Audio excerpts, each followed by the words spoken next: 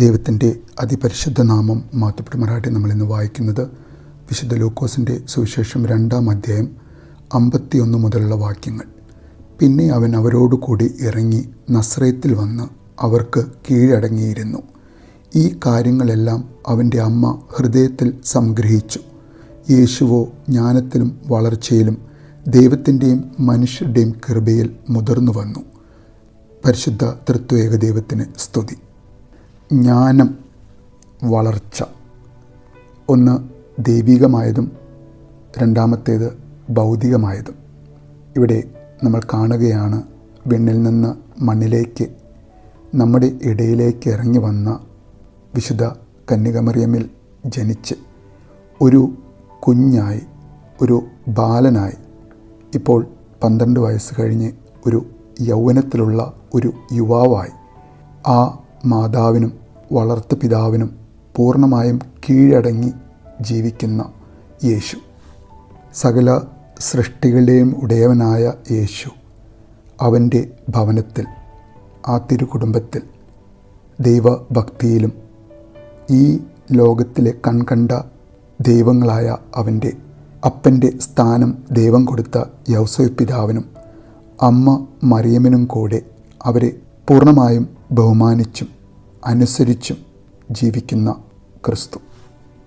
അങ്ങനെ അനുസരണത്തിലും പൂർണ്ണമായ ബഹുമാനത്തിലും ദൈവഭക്തിയിലും വിശുദ്ധിയിലും നമ്മുടെ ഓരോ മക്കൾക്കും, ഇന്ന് വാർദ്ധക്യത്തിലിരിക്കുന്ന, ഒരുപക്ഷെ നമ്മളെ വിട്ടുപോയിരിക്കുന്ന നമ്മുടെ നല്ല മാതാപിതാക്കളുടെ മക്കളായ നമ്മൾ ഓരോരുത്തർക്കും അങ്ങനെയുള്ള ഒരു ജീവിതം ദൈവത്തിൻ്റെ ദൃഷ്ടിയിലും മനുഷ്യരുടെ ദൃഷ്ടിയിലും താഴ്മയോടെ, വളരെ അനുസരണത്തോടെ ജീവിക്കുന്ന ഒരു വ്യക്തിയായി ജീവിക്കുവാൻ, അങ്ങനെയുള്ളൊരു ജീവിതം നമ്മുടെ മക്കൾക്ക് കാണിച്ചു കൊടുക്കുവാൻ സാധിക്കുന്ന ഒരു വ്യക്തിയായി നമുക്ക് ജീവിക്കുവാൻ സാധിക്കണം.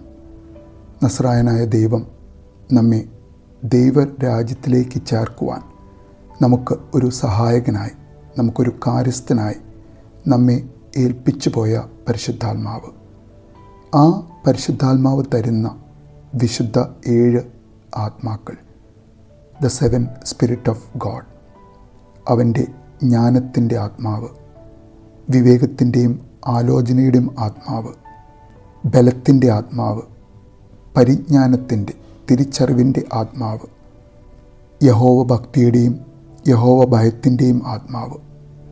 ദൈവമേ, നിൻ്റെ വിശുദ്ധ ആത്മാവിനെ ഞങ്ങൾ ഓരോരുത്തർക്കും, ഞങ്ങളുടെ തലമുറയിൽ വളരുന്ന ഓരോ കുഞ്ഞുങ്ങൾക്കും നൽകുവാൻ, ഞങ്ങളുടെ അനുസരണയുള്ള താഴ്മയുള്ള ജീവിതം ഇടയാക്കട്ടെ എന്ന് നമുക്ക് ആഗ്രഹിക്കാം.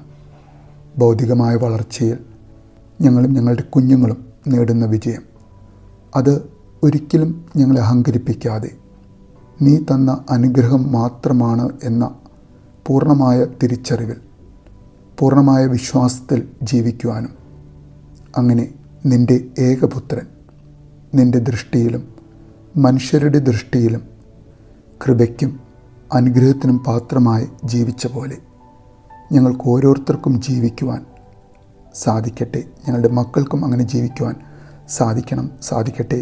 അങ്ങനെ ജീവിക്കുവാൻ ഞങ്ങളുടെ പ്രാർത്ഥനകളും ഞങ്ങളുടെ വിശുദ്ധ ജീവിതവും മുഖാന്തരമാകട്ടെ എന്ന് നമുക്ക് ആഗ്രഹിക്കാം, പ്രാർത്ഥിക്കാം. നല്ലൊരു ദിവസം നേരുന്നു.